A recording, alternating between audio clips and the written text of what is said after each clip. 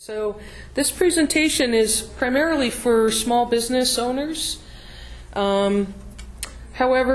you know, it's good for anyone. And do you own a small business, or Yeah. you do? Okay, great. So this is developed. This whole Stop, Think, and Connect campaign is developed by the Department of Homeland Security. In 2009, President Obama said we need to secure cyberspace, realizing that we were woefully lacking in that area as a nation. So he tasked the Department of Homeland Security with this Stop, Think, and Connect campaign to help us all understand the risks and responsibilities that come with being online.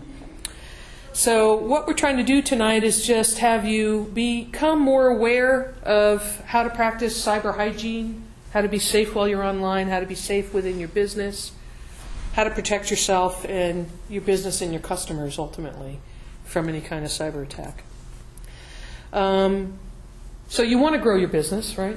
Everybody does. It's important that before you get too big, you establish a cybersecurity policy and protocol so that as you grow, you're protecting what you're growing. So you probably rely on your PC, maybe servers, maybe websites every day to perform your business function. And the internet is the world's largest shop window, right? So everybody wants to be on the internet because that's where you generate business. So connected to that, of course, is your one little speck of sand in a sea of sand. And so as you grow your business and you think about how can I increase my online presence, you might do stuff like search engine optimization. You might hire people to increase traffic to your site. You might do Google AdWords. What needs to go hand in hand with that is some type of cybersecurity policy and protocol so that while you're exposing yourself, you are also protecting yourself and your customers. And so many of the crimes now that are facilitated are, you know, internet crimes, fraud, identity theft, things of that nature, embezzlement. And so, as we saw, Sony, mega billion-dollar company, right? Chase, mega billion-dollar company. Home Depot, mega billion-dollar company. All the money in the world to throw at cybersecurity, and they still got hacked. And what did the hackers take? They took information about individuals. So it's really important that you just raise your awareness. And you don't need to be scared, but you just need to be aware. And, you know, if we all work together to secure cyberspace, it makes it, if each one of us does a little bit, it makes us safer for all of us. It's kind of like herd immunity, right? So we each get vaccine. Measles outbreak doesn't happen in Disneyland. Some of us don't get vaccinated, then outbreaks happen. And the same is true for cybersecurity. So this is a really interesting little factoid here. In 2012, 50% of all targeted cyber attacks were companies with 2,500 or less employees. And the target growth area was 250 or less employees. The average cyber attack costs about $9,000 to fix, and that would come in getting your website rebuilt, refunding people's money. You may lose your ability to accept credit cards or credit card payments because you are not secure. And we're going to show a couple videos about payment card industry standards and how to keep that information safe. And almost 60% of you guys in small business land don't have any plan or any type of protocol in place to protect yourselves. So that's why we're here tonight. So small businesses in particular are becoming more and more at risk, and that's because the big businesses have a ton of money to throw at it, and they're harder to break into. So you can get online right now, anybody, a 10-year-old could do it, a set of tools that can hack into people's websites and steal patron data. What would they want to steal? Well, name, address, telephone number, age, social security numbers, credit and debit card payment, any information they can get, they will steal.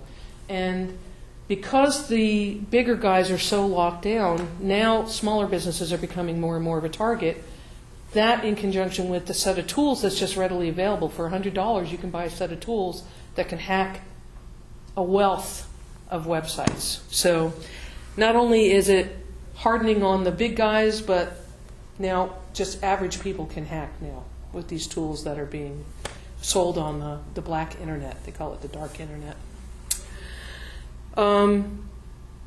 So only a small percentage of them are considered target attacks, meaning that I'm a hacker, I want to try to get at Sony's information. That was a very targeted attack, right? Because Sony, they didn't like that Sony was putting out the movie that they put out. But most cyber attacks come from crawlers. They're just sending information out there. They're just sending feelers out looking for an easy target, right? So as women, we all know when you're walking in the parking lot at night, you don't want to be an easy target, right? You want to walk on the bright side of the street.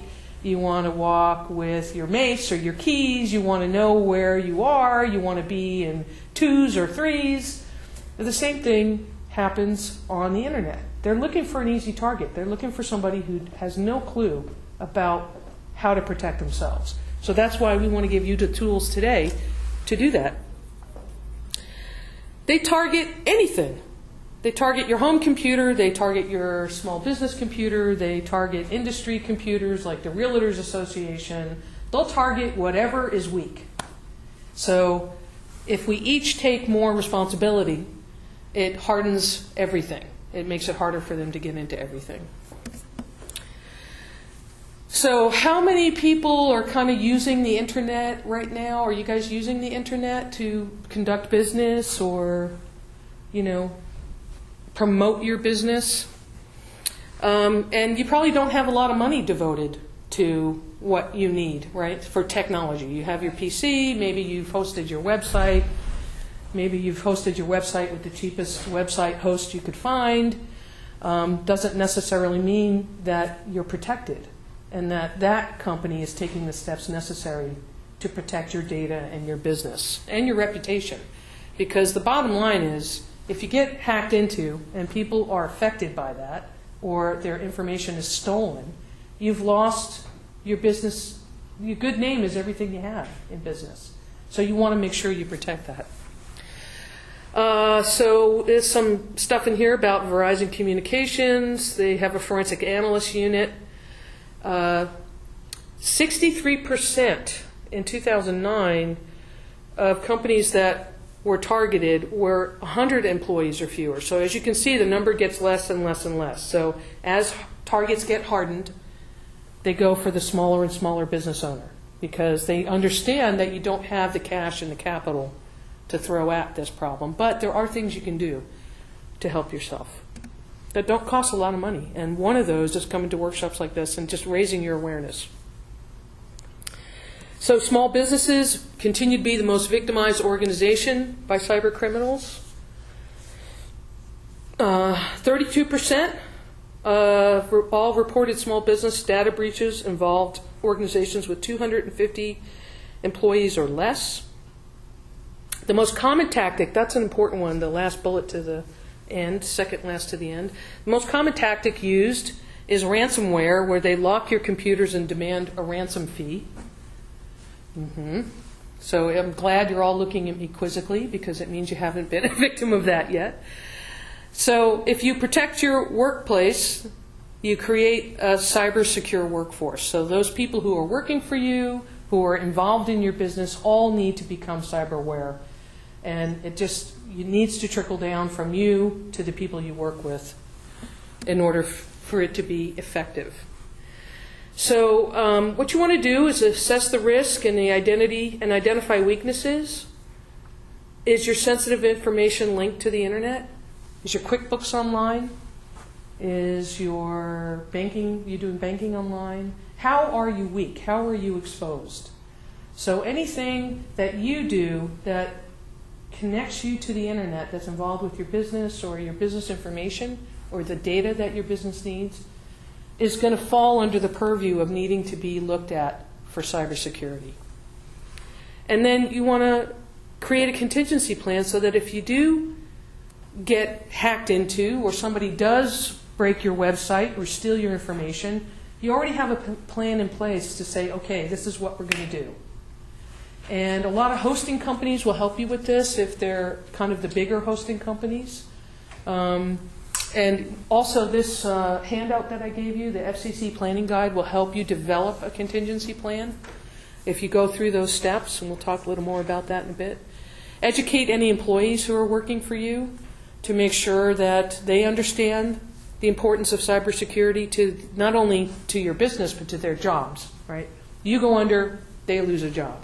So it's in their best interest to stay cyber secure and cyber aware.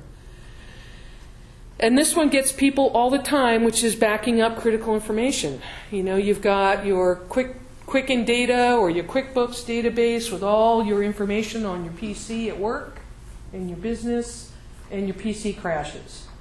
And if you're lucky, you can pay somebody a lot of money and you send your drive off for $2,500 or $4,000 to recover that information off your drive, if it's recoverable. But sometimes you're not so lucky and you lose all that data. What would happen to your small business if you lost that data? And then a secure internet connection. So you want to make sure, no matter where you are, no matter what computer or device that you're on, that you have some kind of antivirus, anti-spyware, anti-malware solution on there.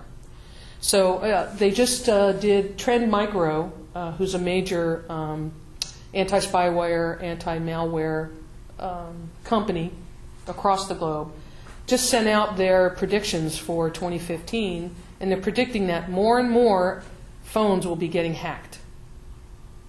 So, especially Android devices, which is what I have. So you want to make sure that you go into your Google store, if you have an Android device, and put some antivirus software on your device so that people aren't hacking into your device. These are computers. They live in your pocket.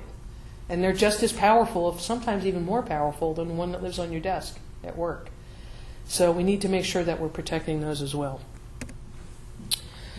So, as I said, as a business owner, you earn customer loyalty by promoting the fact that you are secure, that you practice cybersecurity in your business.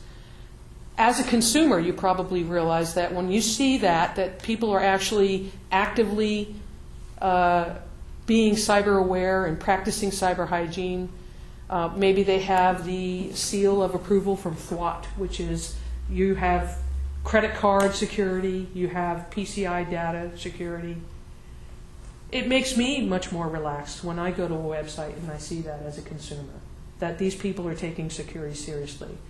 Another thing that people do is called two-step authentication. And you'll see this more and more. So rather just an email, username and a password, it's a username and a password and then something to prove you're not a robot. And what they mean by that, you're not a robot, is that these robots, these crawlers, crawl the web and they look for attack targets. So they can't read the picture of the text. That, you know, they usually show you a picture and it says, you know, some weird word or a picture of a house address or something, or a sign, and you have to type it in exactly. That two-step factor authentication tells you that whatever site you're using or logging into, they take security very seriously. And if you want to have that same cachet for your business, you should try to find a web host that will give you that option of doing two-step authentication. So the losses from cybercrime, especially when you're a small business, can be pretty devastating. I mean, it can wipe you out. So by implementing a security program before you get hit, it helps you know what to do, how to recover, and it gives you an action plan so that if you should get hacked or your data should get breached, you'll know exactly what to do and you'll be protected.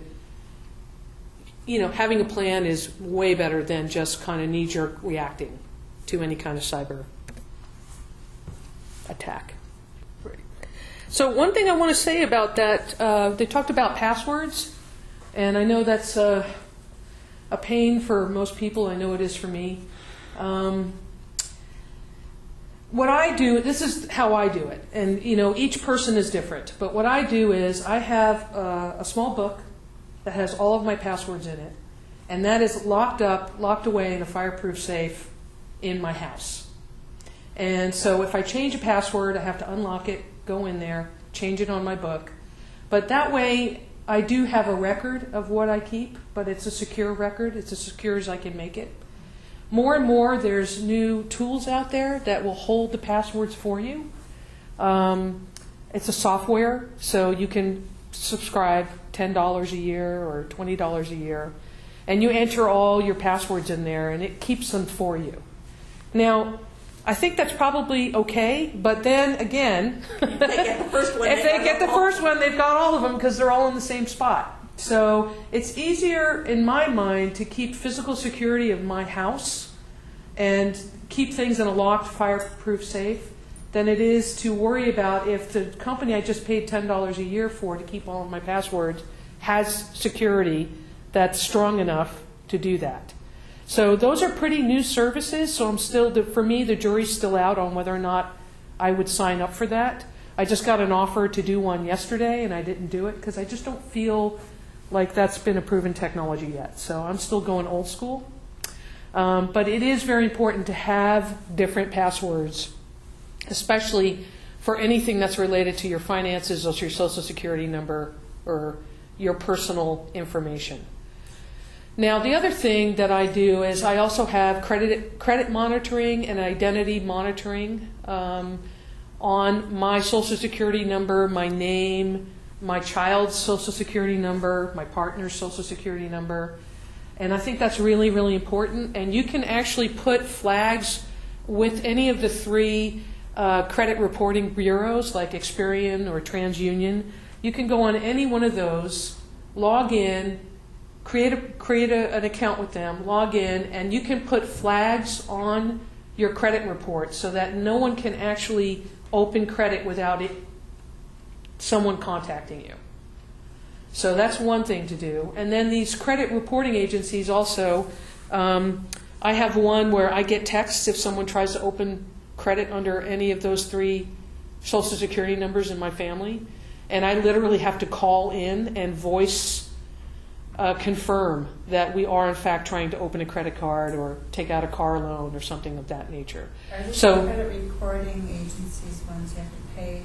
No, the credit report, the three big ones, Experian, TransUnion, and can't remember the other one.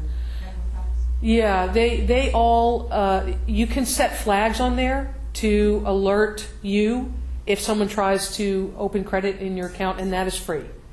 So there are free resources out there. But I personally find that the paid resources with the two-factor authentication, where they text me and then I have to call in with the number that's on my text, and they literally have a voice recording of me, so they know, they match my voice, so that nobody's stolen my phone and done anything. So literally, they check my voice. So it's just a good idea. Anybody have any questions so far? Is this making sense? I have a question. Yes, ma'am. I have a malware, spyware, anti-spy something.com, and when my computer got viruses and malware in the registry, I took it to someone who paid to fix it, and he took off my spyware because he wasn't familiar with it. And so he said it wasn't good because he didn't know anything about it. But it did, he didn't leave me with any options. I mean, I had McAfee, but it didn't work. I had this added one that he removed. So how do we find good anti-spyware? I would read online reviews. So if you go to PC Magazine, they review the spywares and they rate them in terms of affordability and how much of a drain it puts on your system.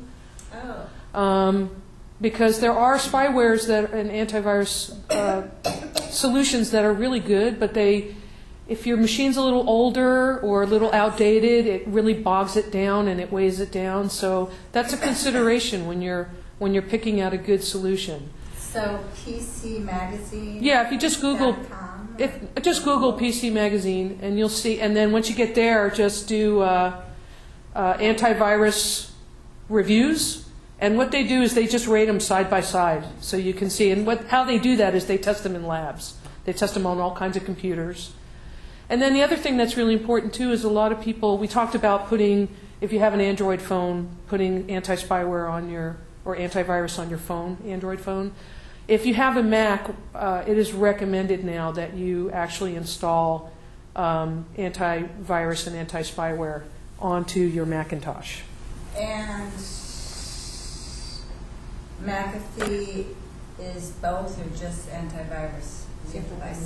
Well, everything is pretty much both these days. Yeah, and I would always go with a more reputable. The free ones are good if they're from a bigger company, because the bigger companies have the bigger development teams that can actually protect you better because they have a bigger bunch of money to throw at employees who are just looking for these exploits and threats and writing code to defend against them.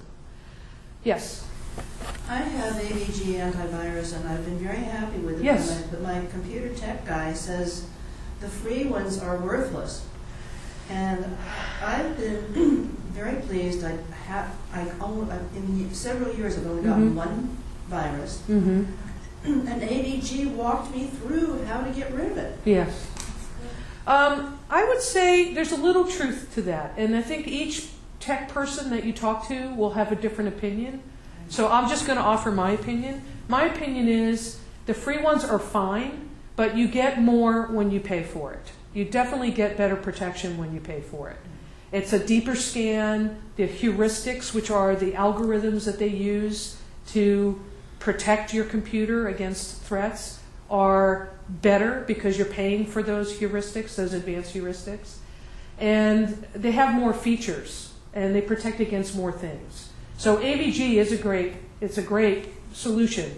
If you don't have the money to buy the full AVG, the minimal AVG will work, but if you have the money, my advice would be to make the investment and buy the full one. And that goes with any of them, Avast, Panda, Antivirus, any of the ones that offer free. If you can afford the extra and pay, I would recommend that. All right, so the part that we need to think about with PCI compliance is just that if you're going to use Square or some other type of device that you plug into your phone or your iPad, or maybe they sell you the standalone touchscreen that you want to sign for, it really is a good idea just to go on the PCI compliance site. I gave you a little handout there, and just see what you need to do to protect yourself. My advice is, we just recently started accepting credit cards here at our self-checks for the library system, and we had never done that before. And we put the whole entire staff through a series of credit card and security trainings to try to help us understand how to protect our patrons and how to protect their credit card data. What we do is we have a don't touch policy. So for a very small business, if you want to accept cards, I would highly recommend that you never touch the card, that you have people swipe themselves. You get it set up so that they're in control of their card the entire time. It really lessens your liability because when you use Square, Square is providing the security. They're encrypting that data as it gets sent to the bank. But the second you touch the card, then it increases your liability because now you have actually had access to that card. And so while you could defend yourself in a court of law against that, why would you even want to? Because that would be just costly right on the face of it. So does anybody have any questions about that and credit card security? So, as you go around, you go to a lot of places where people take your card. Right. Still. A couple years ago, I had somebody take my card at a restaurant in Santa Cruz. That's pretty typical for around here. They take it into the back, they swipe it. Well, this person had a skimmer, which is a little tiny card reader that they got from someone, and she scanned my card too. She got all of my information. There were a bunch of bogus charges on my card that I had to go and investigate through my bank.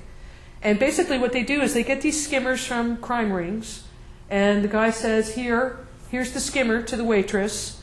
When you fill this up, I'll give you $500 or $1,000. So she just has it in her little, pocket that they keep, and they skim it in the bank, and then they skim it on theirs. So you have to start also developing an awareness when someone takes that card, where are they taking it? You know what I mean? I'm like one of the few people that doesn't yet have business that doesn't have a website. Uh-huh. I keep thinking I should, and a lot of them are set up where you can write your credit card. And I know the authentication thing. Right. Are there any free, cheap website place where you can do websites that have that authentication, or does that only come with expensive? Well, expense is, what's expensive? I mean, you can go to Network Solutions and register a domain name and set up a site, probably for $100 for the year. And they would have credit card authentication that was really rock solid. So GoDaddy is another one where it's... GoDaddy does? GoDaddy does, yeah. So when you purchase your website and your domain, you want to make sure that you say that you want to accept credit cards. And they will build the site so that you're able to do that.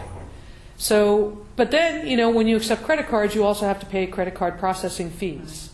So a portion of everything you earn will go to that because the bank won't do it for free.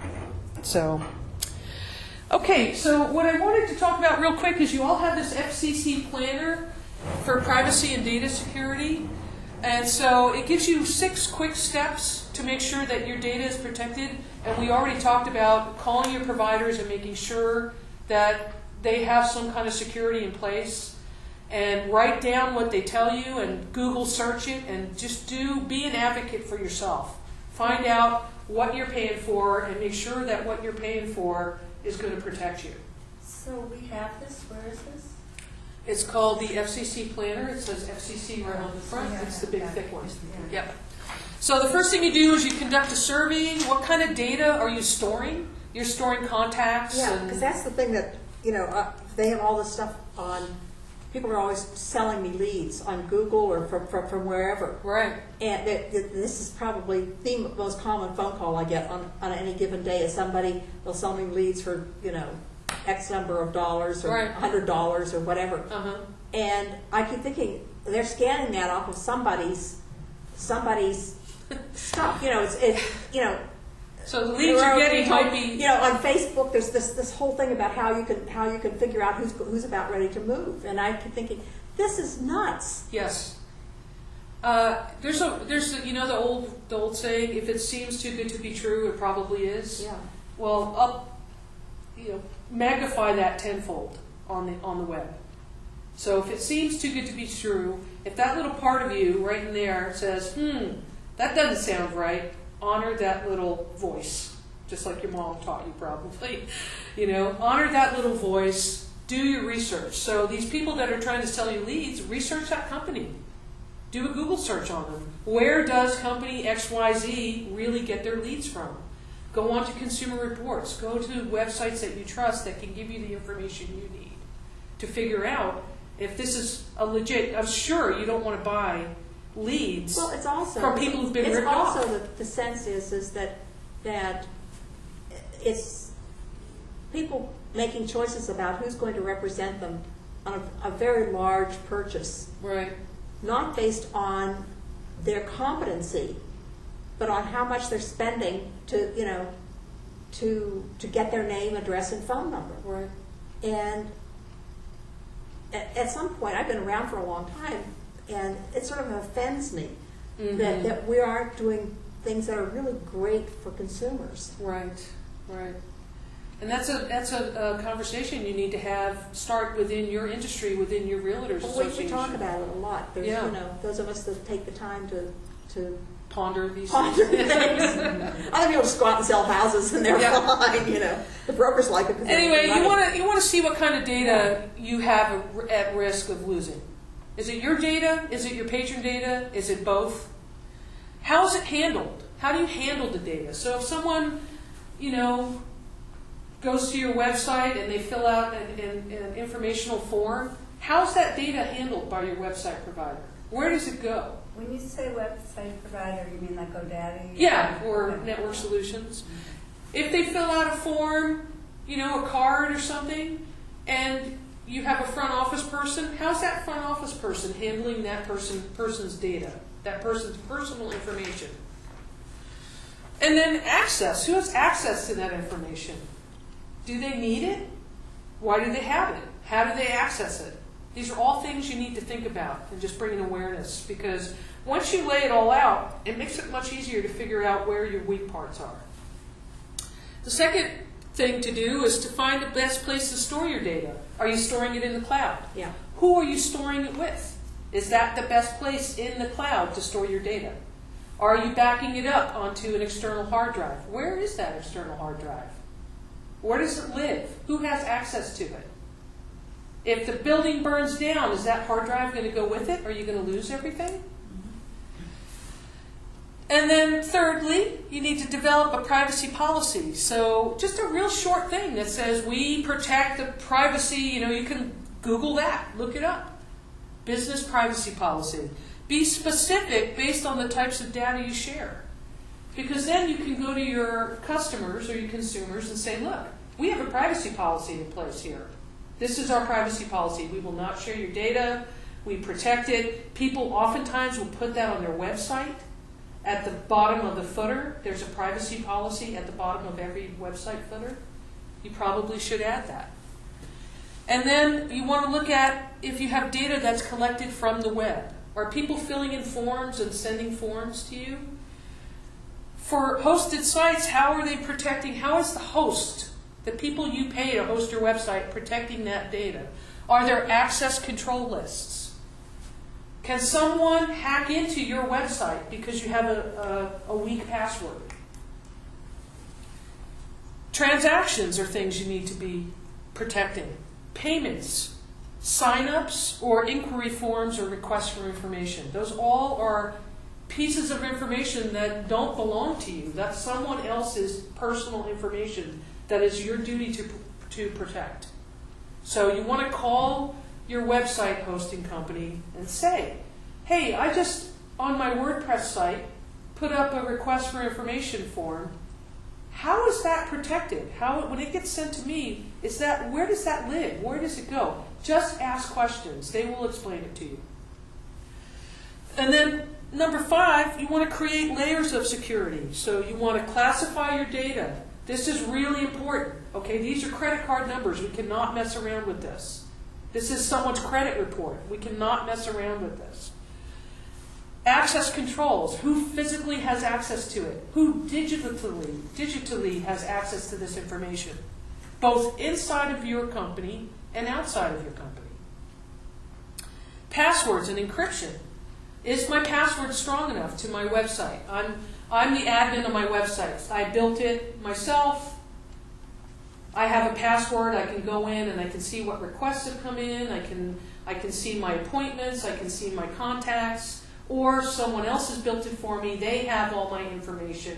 What is that company doing to protect your information, to protect your password? Is your password strong enough? And then, do you want to institute two-factor authentication onto your website so that when someone does decide to give you their personal information, you make sure that it's not a robot who's just scanning the web, crawling the web? Sorry. Yeah, sure. GoDaddy websites offer that two-step authentication? Yes, they do. You have to pay for it, but they do offer it. It's worth it. It's worth it. Yeah, seems like. I mean, as a consumer, I see that and I go, oh, okay, somebody cares. These people aren't messing around. You know what I mean? So it just is a layer of assurance for me as a consumer when I see that. I don't get irritated. I'm actually glad. Like on the back of my credit cards, I write CID, right? Because how many times do you hand your credit card over, they just swipe it, they don't look at it, they don't see if you are who you are. And every once in a while, I get a person who actually looks at my name, turns the card over and says, oh, can I see your ID? and I show them my ID. Do I get mad? No. I'm like, hey, thanks a lot. You know, I would want to go like hug their boss because someone trained them in security standards. You do that instead of signing? Yes, instead of signing, I say CID. And it forces them, if they do decide to look, and look at my signature, they're going to see CID, and they're going to match my driver's license to my card. Well, and the difference with those things where you sign, none of them ever look like anything because because it's an electronic thing. It just. And that's a whole big issue that we have in our credit card payment industry on whole, is that we still use magnetic stripes on the back of cards. And you could walk past an RFID radio frequency device and it would take that information off your card. And also, signatures are bogus. It's all about PINs. So in Europe, when you pay with a credit card, you don't sign, you put in your PIN number. And they use chips, not magnetic stripes. And the problem is, in this country, we're way behind Europe. In this country, the credit card companies don't want to spend the money to replace every single credit card reader that's in the country right now to accept chip and PIN versus magnetic stripe and signature. So I'm on a little personal crusade to have everybody know about this so that we can tell, the credit card companies, listen, we're not going to do business with you unless you give me chip and PIN. Give us chip and PIN. And then last but not least, you want to plan for data loss. So is it backed up? Where's the backup? How do you recover it? I spend a lot of time in the library. We have a lot of information that we need to protect, but I spend a lot of time recovering things. And not because things have been lost or damaged, but just to make sure that I can recover them. No backup plan is good unless you know you can recover.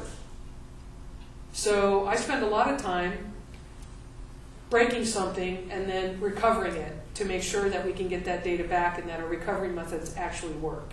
So you want to make sure that you back up, but that you also can recover. And you want that written down somewhere, so God forbid something happens to you, you're out of the country, an employee needs that information, they know what to do. And then, of course, you want to contact the FTC if you see anything that looks suspicious. Go onto the Federal Trade Commission's website and report any cybercrime that you think may have happened in your business. Does anybody else have any questions? I hope this was helpful. Yeah. I know we kind of put a little bit of fear into you, but the whole point of that is that you can't defend yourself against what you don't know exists. Mm-hmm. And so it's very important that you take the time to develop some kind of plan for yourself, to ask questions, to dig a little deeper and find out what you need to do to protect yourself. Going through that planner, it's very helpful. It's super easy. I think what you'll come out of that with is a real clear idea of what you need to do to protect yourself and your business. And also, everything that you do in your business also applies to your online life and your personal life as well. So remember that if it's too good to be true, it probably is. That you wouldn't walk down a dark alley in a bad part of town with money hanging out of your pockets, and you want to make sure that you're being safe online too. Because when you turn that computer on or you turn that phone on, you have just opened yourself up to the world, the entire world. And you want to stay safe. Okay, thank you so much, and I appreciate y'all coming tonight. And we're going to post this video online at some point, so if you have friends who are business owners, or we also will be posting the one we did for seniors, and the one we did for kids and parents, and the one we did for educators. So look for that on our website, santacruzpl.org, and I appreciate y'all being here. Thank you.